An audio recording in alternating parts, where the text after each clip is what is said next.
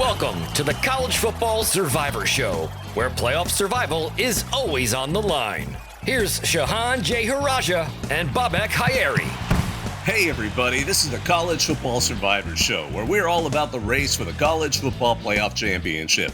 I'm Bobak Hayeri, and I'm joined in this excellent adventure by Shehan Jeyarajah, national college football writer for CBS Sports. You can always find us on X and TikTok at CFB Survivor Show, where we have highlights of the show, run polls, then you can give us your feedback. We're a podcast first and foremost, so we always appreciate it when you take a moment to like, rate, and subscribe to us wherever you get your shows. Good reviews help people find us. So, as in this run-up to the national championship that's coming up here, we decided to have kind of a special show, a bonus show, if you will. I'll let Shehan introduce our guest because this is one I'm excited for. Yeah, thank you, new dad, for introducing me. I would like to welcome back old dad, Doug Lesmerises. I'm going to cry. Am I going to cry? I might cry. It's so good to be back. Why did I ever leave? What am I doing? It's so good to be back. It's so good to be back on the Survivor Show. What a wonderful thing. Thanks for having me, guys. Of course. Well, obviously for people who might not know, Doug has a new show now called Kings of the North. It's exactly what it sounds like. Obviously so much of the conversation on college football is Southern based. A lot of the media in this sport is very Southern. And Doug saw an opening. Doug saw a need. And he is the new face of Northern college football. And I was telling Doug before the show, man, he decided to start this podcast with me. And then immediately we expanded to a 12-team playoff. He decides to start Kings of the North. And look at that. We've got two Northern teams in the national title game for the first time since 2014. When was the last time before that even that we've had two Northern teams? Because there had been some Southeastern team or Southern team all the way back to 2005. 2004 was USC versus, who was that year? Well, I mean, there have only been two northern national champs in the past 25 years, and it's Ohio State in 2002 and Ohio State in 2014. So like we're back to sort of like pre-BCS. Nebraska and Michigan shared it in 97, but the only other year, like in the last 25 years where we've had a year like this, was, like you said, Ohio State, Oregon in 2014. Yeah, and obviously that was a wild series of events that it took to get us to that one. And so, and I do want to say, right, like, Ohio State, obviously a Northern team. I want to put them aside a little bit. Obviously, Doug has a lot of familiarity with them, but the way that they approach the sport, I would say, is a little different than, like, Michigan is a true blue, no pun intended, Big Ten team. And so I do want to talk about them a little bit, and especially what's transferable. So, I mean, to ask the big picture question, how did this happen? We have seen this move towards the South, towards the Southeast, towards the top, not 10 teams in the talent composite, but the top 3 teams in the talent composite. Yeah. We got number 14 versus number 26. We got 2 teams from the North. We got a real Big Ten team against a real Pac-12 team. How did this happen? So I think 2 things are at play. I think one is the portal world and NIL has brought the top of the sport down a little bit. And you think about, like, Alabama, right, just had 10 guys jump in the portal the minute after their loss to Michigan, right? We see a lot of these top teams where you're thinning out your depth. You have some highly recruited guys who, if they don't play after a year or two, they bolt. And I do think that, everything like Texas A&M did in being very aggressive in recruiting, they've probably taken a couple guys over the years who in the past would have gone to Alabama or Georgia. So I do think the top has come down a little bit, and I think we all would admit that, right? There wasn't a team in the South this year that was as dominant as the Georgia team from 2 years ago, for instance, or the LSU team from 2019, or the Bama team from 2020. We often talk about super teams. I don't know that the era of the super team is dead, but I think the quality is just down a little bit, which gives a lot more teams a chance. And then I do think the North has risen up. And I do think this is sustainable. I think all the money that these Northern teams make, a lot of that's Big Ten, but everything they make from TV, they've raised the level of coaching, I think, to a fairly significant degree. You think about how good Kalen DeBoer and Jim Harbaugh are at their jobs. You think about the moves Jim Harbaugh made with his assistant coaches after the 2020 season, how good Sharon Moore is, how good Jesse Minter is. I do think that quality has risen to where the Big Ten in the North was years ago. And I do just think generally, again, you think about the portal, Bo Nix at Oregon, Michael Penix at Washington. There are things that are happening now that wouldn't have happened in the past. And so I do think it's a flattening out of the sport, which gives the North more opportunity. And I do think this is real, and I don't think this is going away. It's an interesting question. At what point would we know that this is more of a trend than that it's more than just a short-term trend and it's a long-term change? I mean, is a 12-team playoff next season, when we see more teams involved, probably a lot of the at-larges are going to be biased towards the two super conferences, the Big Ten and the SEC. What would you look for to see that this shift is happening? And I'm not necessarily saying we're going to get a total shift to the North being the power, but this kind of equitable situation where football is frankly more enjoyable for more of the country. Yeah, so I do think it's sustainability for teams like Michigan, Washington, and Oregon. What you see them doing now, Michigan's done this 3 straight years. Why would this stop for Michigan? Even if Jim Harbaugh leaves, why would this stop for Michigan? I don't know that it's going to. And if Washington and Oregon, after losing Michael Penix and Bo Nix, can keep it going, they've gone in the portal again for quarterbacks. They do need to develop some of their own quarterbacks. I don't think they're going to go away. And then also, you still need other Northern teams to take another jump. Penn State needs to take a jump up to this level. I do think like Wisconsin and Nebraska need to rise up at least a little bit with their new first-year head coaches from this year. So I do think right now, and I would ask you guys this. I think it's the top. I still think like the middle of the South, the high middle of the South, I think is better than the high middle of the North. But I think Ohio State, Michigan, Oregon, and Washington, as the 4 best teams in the North this year, were as good as Georgia, Alabama, Florida State, and Texas as the 4 best teams in the South. And I don't think that's only in the playoff where we saw it come true, but I thought it was during the course of the regular season. Do you guys agree with that? Again, it's not just about 2 Northern teams in the title game. It's that, sort of that upper tier, I think, is equitable now. No, I think that's a great point. And look, the reality is, and we've talked about this dynamic repeatedly on the show, but the concentration of talent in the South is obviously just something that gives a higher floor to a lot of programs, right? That's just reality.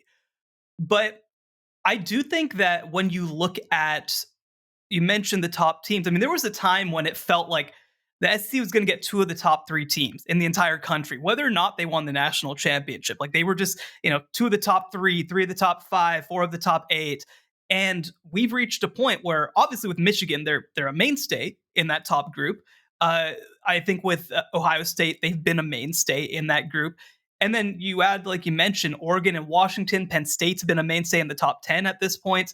And I actually think, too, when you look at the gap between the very top of the SEC and the high middle of the SEC, I mean, I feel like the high middle of the SEC is kind of in a weird place right now where, like Ole Miss is great. And I mean, Ole Miss crushed Penn State, of course, in their last game, but like they can't hang. They can't hang with those top 2 teams. They lost by 2 touchdowns when they played Alabama earlier this year. They lost big when they played Georgia this year. And I think that we have seen a little more of, especially when you talk about Oregon and Washington as those 2 teams that are about to enter the league, I think we've seen a little bit more competitiveness. And I am curious, when I watched these 2 games on Monday, God, that feels like a lifetime ago, it felt like one of the things that both Washington and Michigan did so well was using misdirection. That it wasn't just, I think that especially we reached a point in the sport where everything was about spread and space, and it was about get your playmakers into space and just let them win one-on-one matchups. That's not what exactly, especially the Michigan game, felt like. And I look at a hire like Andy Kotelnicki at Penn State. I mean, that is the ultimate, side to side. That's the ultimate window dressing type of hire. Do you feel like with Sharon Moore, with Ryan Grubb, with Andy Kotelnicki coming in, that there has been sort of a schematic shift in that way to maybe using more, treating it more like chess than maybe just trying to spread the field and let playmakers work. How many shows do we do together, Shehan? How many shows do we do? A lot. A lot. Am I a scheme guy? I'm not the scheme guy. You're the scheme guy. Shehan's like, break down scheme, Doug. It's like, what? No, Doug's the guy who shouts all the time. So I will yield to your point on that, but I do think there's something at play here, which is especially in that Alabama-Michigan game. For as long as I've been covering Big Ten football, going back to 2005, the athletes in the trenches has always been a difference maker, right? Like I can go back to the 2007 national title game, Ohio State LSU, 2008 title game, 2007 season, when LSU had Glenn Dorsey and Ricky Jean-Francois at defensive tackle. And it was like, well, they don't have those guys in the North. Okay. How do you do that? So to me, a world where Michigan is putting Chris Jenkins, Mason Graham, and Kenneth Grant on the field at defensive tackle, and you can match up there. You can be athletic there. You can collapse pockets there. And then when Michigan believes it has 7 offensive linemen who are NFL quality, and they can lose Zach Zinter, who's probably the best guard in college football, and put Trente Jones at right tackle. He played great at Alabama. You kick Carson Barnhart inside. Like that, the athletes, the talent on the lines, which then leads to you can do some misdirection. You can get guys out. You have linemen who can move, who can be athletic. I think that is a place where we often talk about the athleticism at the skill positions, right? But it's the athleticism in the trenches where often the North has fallen behind and not been able to keep up. And I think Michigan is a spectacular example of, all right, that gap doesn't feel as big as it once did. And I think that is a huge deal. But and again, the idea, when the Big Ten started the Big Ten Network, when the Big Ten decided to expand to New Jersey, right, and all these things, I always said, what's the money for? All the things you're losing, the tradition that you're losing, right? What are you gaining? It's like, well, you're gaining money. What are you going to do with it? We're going to spend it on coaches. So that idea is like, okay, Penn State doesn't like how the offense worked this year. They have a 5-star quarterback in Drew Aller. What are you going to do? Go get a dude who can scheme it up and throw some money at the guy. Win battles. Ohio State won a battle to get Jim Knowles as a defensive coordinator a couple years ago. So I do think that, again, there used to be a time when Big Ten coaches would leave because they felt like their staffs weren't getting paid enough. They weren't getting paid enough. Brent Bielema left Wisconsin to go to Arkansas because there wasn't enough money at Wisconsin. Like, that's not happening anymore. And so I do think the quality of coaching in the North has risen, and scheme guy, I think you're noticing it. You know, Doug, what you talked about kind of made me think of, are we going to see a shift in how these schools spend the money? Are we going to see a little less on head coaches, a little more, frankly, on NIL to get these kinds of athletes there, and the coordinators who can scheme up, who can, and, you know, quite frankly, we always underrate the strength and conditioning guys who can build up. Because I think, you know, when we're talking about Michigan, we know a lot of their talent, especially on the line. They built it themselves. It wasn't like they didn't, you know, Deion Sanders and just like grab a bunch of guys from the portal. They built that group. They built that line. So do you think this kind of looks towards a greater shift in how programs are going to be run? So I hate how much coaches make. So it's like a part of me is like, nobody should make this much. Assistant coaches shouldn't make this much. I think assistant coaches are interchangeable. I think your program is about a head coach who establishes culture and scheme and good players. But, right, you got to keep up. So I do think this is right. Phil Longo at Wisconsin as an offensive coordinator, that's a potential difference maker, right? We saw what Tony White did as a defensive coordinator at Nebraska with Matt Rule this year, going from Syracuse. You used to see like a big one for me, and I keep citing this Wisconsin thing because Brett Bielema made such a big deal when he left Wisconsin, like, you're not paying my staff. Dave Aranda, who's a California guy, but like made his bones as a defensive coordinator at Wisconsin. And then he winds up being a Southern guy because he goes to LSU for the money. Now he's at Baylor. Like, to me, it's a bit of a brain drain, right? The North can't have guys that they develop. It's like, hey, we got this guy. We gave a guy a chance. But then as soon as he established himself here, then the South threw money at him, and now he's down there. So like that world where when you have great coaches, you have to promote them and keep them and pay them, as much as I am reluctant to do that. I think that is super important. And yeah, I got to spend money on NIL, but anything's better than spending money on waterfalls and locker rooms, right? So as long as, like, if this is the new world, pay the assistants who matter, get guys who establish culture and scheme and identity as a head coach, and then make sure you're keeping up an NIL. That's a better use of your money. Well, I'm curious.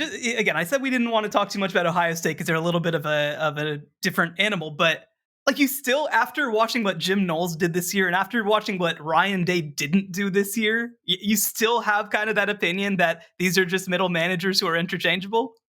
I think at the best schools, you should always be able to attract talent and pay talent, right? So there are exceptions to that rule, right? But to me, it's like, well, Ohio State should never have bad coordinators because people want to work at Ohio State. So when you have a bad coordinator, it's a bad hire, that's on you. But the idea that, like, oh my God, we have to pay this assistant, how could we live? It's like Ohio State's lived for 130 years. It's not about assistant coaches, it's about the people at the top. But Ryan Day needs to hire a play caller, right? So, I mean, yeah. I mean, like you know, like the thing to me is that there should always be somebody who wants to work at Ohio State and Michigan and Penn State and Washington and Oregon.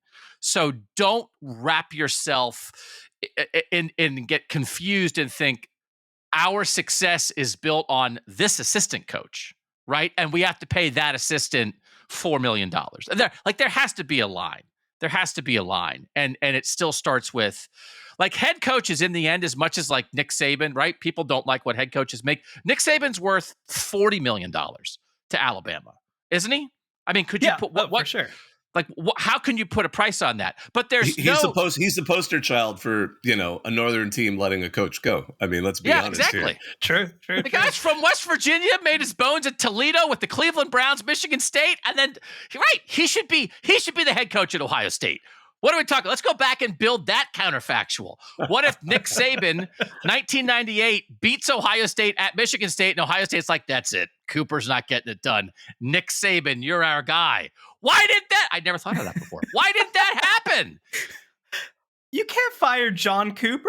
He wins enough, you know. Going 56-7 is pretty cool. Here comes a Ryan Day point. You're making a Cooper Ryan Day comparison. That's a backdoor Ryan Day comment right there. I did no such thing. I did no such thing. I do want to ask one other question. So I feel like obviously the comparison is going to be made between the Big Ten and the SEC, and we can include all the new teams as well. One thing that I feel like I noticed as somebody in Texas who's around the SEC, who's around the South, is the SEC, it's actually very NFL in this way, where it is so incestuous. It is always, we got to hire a guy who knows the SEC. We got to understand the SEC. There's a great podcast, Split Zone Duo, that I highly encourage people to check out. They have a game that they play called Beamer or Chadwell. And the idea was back, 2020, whenever it was, when South Carolina was making a hire, they had an opportunity to hire either a Beamer, which is Shane Beamer, somebody who knows the SEC, somebody who's deeply involved, et cetera, or a Chadwell, somebody who's a really good coach, who schemes up really well, who's won everywhere that he's coached. And they basically said, in the SEC, the game is dead. They are always going to hire a Beamer. And I look at Liberty, who just played the Beamer Chadwell game, Hugh Freeze leaving, Jamie Chadwell coming in, and they achieved way more with Jamie Chadwell than they ever achieved with Hugh Freeze. I'm curious from your perspective. I don't feel like, this is a funny thing to say, I don't feel like that pretentiousness exists in the Big Ten, which is a very that's the funny, first time that's ever that is been the said. first time anybody's ever said that phrase. But do you think that when you look at even like Indiana hiring the James Madison coach, when you look at Penn State bringing in Kansas's offensive coordinator, when you look at just Jonathan Smith going to Michigan State, do you think that this lack of pretentiousness in coaching specifically, there's plenty of other pretentiousness out there, has helped advance Big Ten coaching in a way that when you look at the SEC and it's like, Mississippi State hired Ole Miss's old offensive coordinator and, that sort of thing? I do believe culture fit is a real thing. I'm scarred by Rich Rodriguez, as a lot of people in the North are, right? It's like that didn't feel like a fit. And and it didn't work. So, but I do think maybe that in the North, because there is an assumption that you can't only recruit your way to success, that you do have to scheme it and be have some ingenuity to that. I do think maybe it opens them more to different kinds of coaches, right? And I think Kurt Signetti at Indiana is a good example. I think Kalen DeBoer at Washington is a good example. I think that can create you don't have to take sort of like the next good old boy in the pipeline, because you're going to have to find a way, rather than assuming that, keep the boosters happy, keep the donors happy. It just means more down here. There's talent all over the place. That's enough. So I do think like this, I do think it opens something. I think hiring Kansas offense coordinator is good. Kurt Signetti to Indiana from JMU is good. I think Fran Brown as somebody making a leap. Jersey ties, a Georgia position coach to Syracuse is good. Whereas if you were in the SEC or you're in the ACC, would you feel like, well, like we can't do that. We've got to make sure we just take the next SEC coordinator who's lived in the South his whole life, where I think the North is open to more different kinds of coaches. To be fair, I want to point out that two of the bluest blue bloods in the South have been burned by deciding to think outside the box. I think of Mike Price was at Alabama for a hot minute, and we remember how that turned out. Great. We don't know that. We don't know. We just know he couldn't handle. Well, UTEP. Well, then he went to UTEP, and Tuscaloosa. And just recently, Auburn went really like Brian Harsin, and so we've seen them get burned pretty bad a couple of times. So I wonder. I actually think Brian Harsin may have done more to entrench what Doug said than anything else, because I think all the SEC schools looked at what happened at Auburn while Harsin was there and are like, we can't do that. At best, if we're going to go outside of, the SEC, we'll go to Florida State, or, we'll go to honorary Southern schools, like the whole Dabo, as a coach in waiting theoretically for Alabama that gets bandied about. They're going to, I think you're absolutely onto something there, Doug. They like to stay in that area. I don't know if I'll go as far as say incestuous as Shehan did, but yeah, they definitely, that's something there. I almost think the Harsin thing could almost prove the point that like the culture demands it. The culture demands it, that somebody like Brian Harsin, who's just a winning football coach in Idaho, maybe is never going to work because they just they can't allow it to work. You know what I mean? So yeah, so the North is better. Bottom line, the North is better. Well, and actually, I just on one thing on this point is like, we saw the Harsoning thing. I mean, for a million reasons, didn't work, right? Some of them were on-field football stuff. Some of them were people were mad that he didn't go to the golf tournament. Some of them were because, just that sort of thing, right? Because I have like the counter example right now of Billy Napier, who has had about as much success as Brian Harsin through 2 years, but obviously is being treated differently because there's the idea of him recruiting well. There's the idea of him doing the right things, the family rights, and look, I don't know whether Brian Harsin, if he had been given full leeway to be himself, ever would have worked. Like it might have just not worked. But like you said, I mean, there is a level of confirmation to it too, right? Like Zach Arnett went 5-7 this year, and they were like, nope, that's not what it's supposed to look like. Nope. Like Joe Moorhead, a similar deal at Mississippi State, where he had 2 winning seasons, and they were like, this is not what we want. This is not what it's supposed to look like, and it only got worse after he left, right? So I don't know. I mean, I think I'm always hesitant to use words like this because I don't want it to sound like I'm saying that Northern fans don't care as much, because they absolutely care just as much. But I think that there's a level of fear in the SEC, I think, of falling behind, whether or not you're already starting behind. And because of that, right, if you are South Carolina, the thought process is, well, at least as an AD, I'm not going to get fired for hiring Jamie Chadwell, who sucks, right? Alan Green is no longer the AD at Auburn because he hired Brian Harsin. Like, that's how you get yourself fired. And if you don't do something like that, even if it doesn't work, it's not like you're going to get fired for it. I just thought of the other day that the two defining Southern coaches of this modern era of college football are Nick Saban and Urban Meyer, who are from the North. Anyway, so I do think that the idea that it just means more in the South, that they care more, people usually say that as a positive. And we talked about, I know you still talk about it, Shehan, but we talked about it a lot of the way Texas operates. They care a lot to their own detriment to some degree, right? Like you don't have patience. You don't let things develop. And it actually held the program back. So I do think, I would say that maybe the difference between a typical Northern program, and as you keep saying, Ohio State in a lot of ways is a Northern program that operates like a Southern program. So sometimes they're the exception to the rule in many different ways. But maybe generally, the North is just, they still really care, but maybe not pitchforks and torches level of care, but the South acts like pitchforks and torches is better. That if you're not marching on the football building, if after they have 2 losing seasons, you don't care. Why is that better? Why is that the standard? That it has to be fanatical? It has to be ludicrous to prove that it matters? So I think maybe the idea in the North is it means the correct amount. It doesn't mean more. It means the amount it should matter to have a healthy, holistic life. Yes, you care on Saturday, but if your team loses, you're not firing somebody on Monday and your week's not ruined. Why is that seen as lesser as opposed to being seen as the way to live? Northern football, the way to live.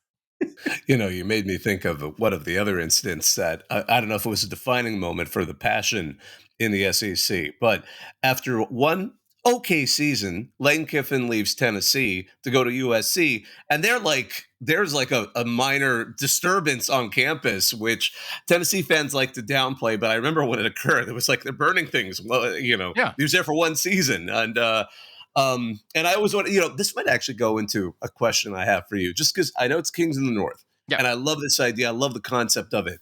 I went to a Southern California school. So it's kind of funny because if you talk to people, because I grew up in Southern California, I grew up in the Armpit, I grew up in Bakersfield, which is more the South, to be honest, but, you know, at least in culture. But the concept of and they're joining the Big Ten now. Yeah. Does that make them honorary Northern teams, or do we kind of say that the Southwest? I mean, I don't know if you went for a Game of Thrones thing. Is Southern California, it's either fish nor fowl? Are they like Dorne? Are they like this random kingdom that's sort of in the story? I'm not following what's happening right now. Yeah. So if there's anybody from Game of Thrones listening that wants to sue us, no, it's not related to Game of Thrones. Oh, no. There's nobody associated We've already with got Game our of cease and Thrones. desist letter done. We don't need any more. Then I don't want to get sued again. So then, I mean, like, yeah, but also, by the way, in the show, it's King in the North, we're of. So it's completely different. So it sounds different enough to me, and I'm an attorney. Please, we might call you to testify when the lawsuit happens. The idea, like, I think USC and UCLA are very interesting. We're going to have a discussion about whether they're honorary members of the North. To me, there are really 2 things at play when we talk about Northern football. There is a cultural thing, right? And so I think for that, USC and UCLA probably are more like the North, where people in Southern California aren't obsessive about their college football teams. But I do think weather and recruiting base is also part of it too. And if there aren't a million talented high school football players right outside your door, you might be in the North. And like, I think USC and UCLA don't fit there. And also, when you have players on recruiting visits, if it's snowing, you're in the North, and if you never have to worry about that, then you're not in the North. So, like, I did. Hey, Washington, it doesn't really. Okay, Pacific Northwest people are kind of like, wait, you know, I know we have a reputation of being cold, but they didn't take Wazoo. They took Washington. Yeah. You know? So, I mean, it's like I did a recruiting book about Ohio State, and every guy from the South that I talked to, every story is like, and then I came on my visit to Ohio State and I saw snow for the first time. That's the North. Like, you have a stumbling block to overcome. If weather on a recruiting visit is not a plus for you, it's a minus, you're in the North. So like USC and UCLA in that way, they're maybe honorary, but that's not the same thing as trying to get somebody to come to Madison, Wisconsin or Syracuse, New York. I'm now imagining, by the way, Minnesota, because I now live in Minnesota. I did my grad degree there. I'm now imagining their recruiting trip should involve taking the recruits in a car and like drifting on the ice. Because that to me was a new concept living in Southern California, that you can drive onto a lake that's frozen in a car. Like that part, I knew there were ice fishing huts. I never thought about how they get them out there. But that's what they got to do. They got to take them out to Lake Minnetonka, smooth out the ice so it's nice and smooth, because people don't realize, the snow does accumulate on it, and just go ham, like spin out, go nuts, and have that recruit truly realize how close they were to potential death, which they weren't. But in their heart of hearts, they're from the South. Don't tell them you're doing it either. Tell them you're just taking them out to the lake. They might not even realize it's going to be frozen. How has PJ Fleck not hired you yet? What a recruiting pitch that is for the Golden Gophers. To the contrary, right? We've got an Ohioan and a Minnesotan here. I'm wearing a sweater. It's 55 degrees outside, so it's a little different down here. See, if your state shuts down because the electric grid breaks when it's less than 45 degrees, you're in the South. Well, I think that your governor might be Greg Abbott. That's a whole other conversation for another day. But what do you think if you are not one of these teams that's already, the Oregons, the Washingtons, the Ohio State, Michigan, maybe Penn State we can put to the side too. If you're not one of these teams and you are a Northern team, what should you learn from this? And are there any schools that you think will most be able to take advantage of the lessons of this year? Yeah, so I do think you've got to find a quarterback. Right. So I like that. Duh. Oh, well, then the Big Ten's dead. It's over.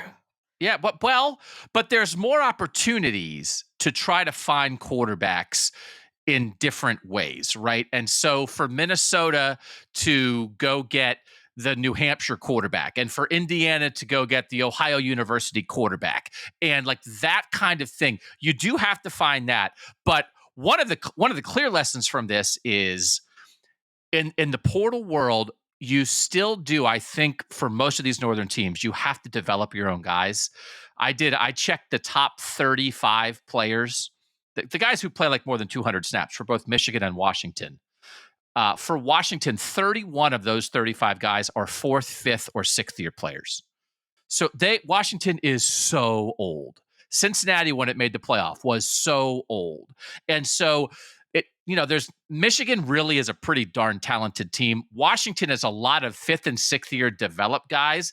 And then where it matters, you have difference makers. So if you can get a difference maker at edge rusher like Braylon Trice, you get difference maker at receiver, you get a difference maker at quarterback. You can build a winner by developing sort of homegrown Northern dudes. Now, of course, Washington's doing a lot of work in California in recruiting, but I do think like there's a model there, but you can't close your eyes. I don't think you can just develop those homegrown guys and then be Iowa and then just like think you're going to run the ball and not have quarterback play or think that you're just like you can grind it out at the heart of your team, but then you've got to supplement either in the portal or maybe with some Southern recruiting at the positions that really matter. And so I do think that opportunity, go find a guy who was sitting on the bench as a receiver at some school in the South or Ohio State or something like that and get that guy in. Use your NIL money to go get a guy like that, but don't think you're going to build your whole team that way. And by the way, Michigan and Washington, their top 35 players both have 27 who are recruited out of high school.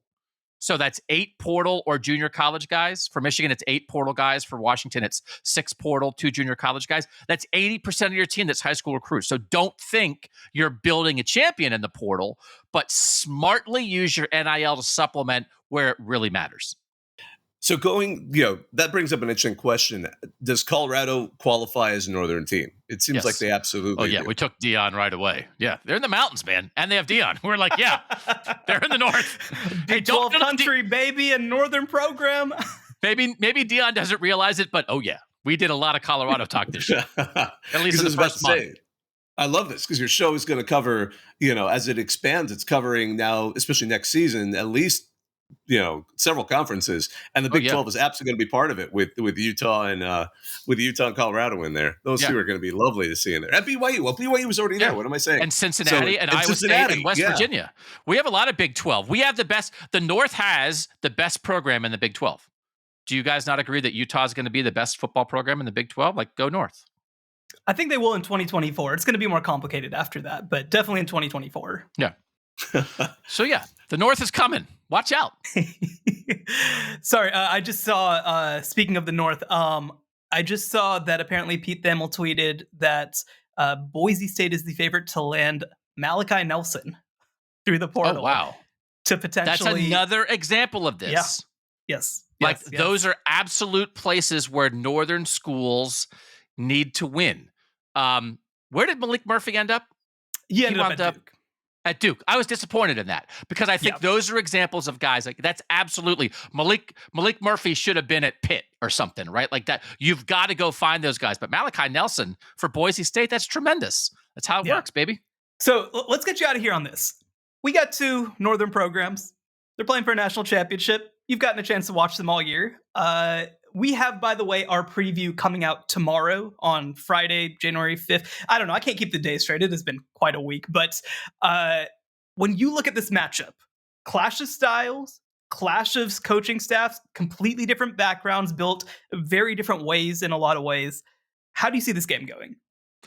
Yeah, so I will say both semifinals went exactly as I thought they would go. I picked Michigan and Washington to win, and I thought that matchup for Texas was just really rough of having like their weakness as a pass defense, and when Washington's healthy and people I think didn't count enough that the loss of Jalen McMillan for the big chunk in the middle of the year, I think helped Washington not look like Washington. They look like Washington again.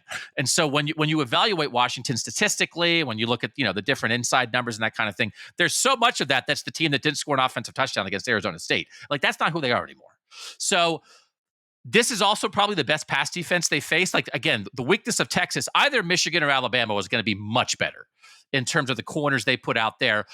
Will Johnson got hurt in the Michigan-Ohio State game, but before he got hurt, he was following Marvin Harrison Jr. It was only the second time that a team had decided to have a corner go with Harrison for a whole game. I assume he's going to follow Rome Odunze. I don't know that anybody can take Rome Odunze away, but there are not a ton of teams that could take a corner like that and say, we'll take our shot. Bama would have been another one of them.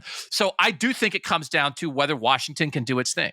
And I think like this is an absolute aerial assault. And if you just throw 3 passes that are more than 10 yards in the air, and Michael Penix's average depth of target, I think, is like 10 point something, and you have to go 1 for 3 to get a first down, and that's what they do. They're about 57% pass, 43% run. I like it when they're closer to 60-40. I think in the Texas game, they were like 55-45. Chuck it. Get out there and chuck it. Michigan has to march. Michigan is super consistent on both sides of the ball. I'll save my pick for our show, but I just don't know. And I'm going to give you one more round of promotion for myself before I get out of here. But I just don't know. I just think, and I voted Michael Penix first on my Heisman ballot. And like this discussion of like, oh, I didn't know Michael Penix was so good. It's like, what do we talk? I know Jaden Daniels was good. Jaden Daniels was good in a way that didn't matter because they didn't win their games that mattered. Michael Penix was good in a way that if he wasn't Michael Penix, they'd be 8-4. So I don't know. It's excellence in a way it could not matter more. So he should have won the Heisman. I think if Penix is Penix and that passing game is his passing game, I think Washington wins. The question is how much is Michigan built to slow that down and then try to grind out a win, in the high 20s, low 30s. I think it's a great game. At the moment, my instinct is a little bit Washington because I just maybe think nobody can exactly stop that. And now, should I promote myself? Should I promote myself more right now? Go for it. Yes. This is all you. You people, if you guys listen to this back in when I was on, you understand. And if you listen to it now, you don't know who I am. And you're like, what? There's a guy on this before? You understand what a tremendous co-host Shehan Jeharaja is. And for me to leave, Shehan, why would I ever leave? Why did I leave? It's because I think this thing can work. It's because I think we're trying to do this thing. So if you are interested in Northern football, we are contextualizing, celebrating, understanding, diving into culture, scheme, players, coaches, fans of Northern football, and also occasionally telling the South to cram it. Because sometimes the South needs to be reminded that it needs to cram it from time to time. We have a YouTube channel, KOTNCFB. We're going to start doing shows 5 days a week later this year. For now, it's once or twice a week. And you can find us wherever you listen to podcasts, Apple, Spotify, everything like that. Kings of the North, KOTN CFB. And we're hoping we can make people realize that Northern football matters too. Okay, I have one more actual question before we get you out of here. You mentioned that you like sometimes telling people to cram it. So do you have any comment on Iowa's offensive coordinator situation? Oh, so it's a wonderful situation the way it worked out, because what happened is Iowa had a wonderful season, right? How can you deny that a 10-win season is a great thing? So Kirk Ferentz won, right? He won. They had a great year.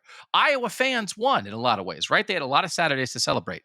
But I also won because I was 1,000% right every single step of the way. It was a joke if they were even slightly competent on offense. Imagine what they could be. And I do like the idea that like everybody wants Iowa to get Ryan Grubb now. It's like, oh, so you've gone from literally the worst offensive coordinator, but Ryan Grubb grew up in Iowa, so now he has to go work for Kirk Ferentz? What are we talking about? That is not going to happen. But just moderate competence at Iowa. What might that look like? I hope they hire somebody good. The Iowa fans deserve it. But if Kirk Ferentz thinks that I was wrong because they won 10 games, I was right. And you won 10 games despite Brian Ferentz being an incompetent person who never should have been in that job. For people who don't know, if you're not a longtime listener to this show, Kirk Ferentz last year went off on a reporter saying, oh my gosh, I woke up the next day and was like, at least I don't have to live my life being that guy, because he questioned him about hiring his son as the offensive coordinator and keeping him. That man was Doug Lesmerises. That man who Kirk Ferentz called out was Doug. So, Bobak, you want to take us out of here? Yeah, absolutely. I love that you got vindicated in the most spectacular way possible, and I'm glad you did. 216 points out of 350. That's how many he got. 216. Well, we were, for those of us who were tracking it, the funny thing was he had to score 134 points against Tennessee to ever even it out, which was even funny. It got so absurd as the year rolled on, and then they got shut out, which is even better. Like only just perfect bow. You couldn't have even scripted it better. Well, thanks so much, Doug Lesmerises. It was great to have you back on. It's big shoes to fill. And again, just to reemphasize, y'all can find him on Kings of the North. It's on YouTube, wherever you get your podcasts as well. That's the social media thing for it is KOTN CFB. So find that on Twitter, find that on YouTube. You know, it's great. I enjoy it. It's fun. It's nice to see someone supporting us teams. Those of us who grew up in areas that aren't necessarily the traditional South in a lot of ways. So I wanted to also take a second to thank all of you listening. I want to thank our producer, Joey Alberti. Be sure, if you get a chance, like, rate, and subscribe wherever you get your podcasts. Find us on X and TikTok at CFB Survivors Show. He's Shehan Jeyarajah. You can find his work at cbssports.com and Shehan Jeyarajah on X and TikTok. I'm Bobak Irie from our CFB, the College Football section on Reddit. This is the College Football Survivor Show. Take it easy. Have a good one. The College Football Survivor Show, where playoff survival is always on the line.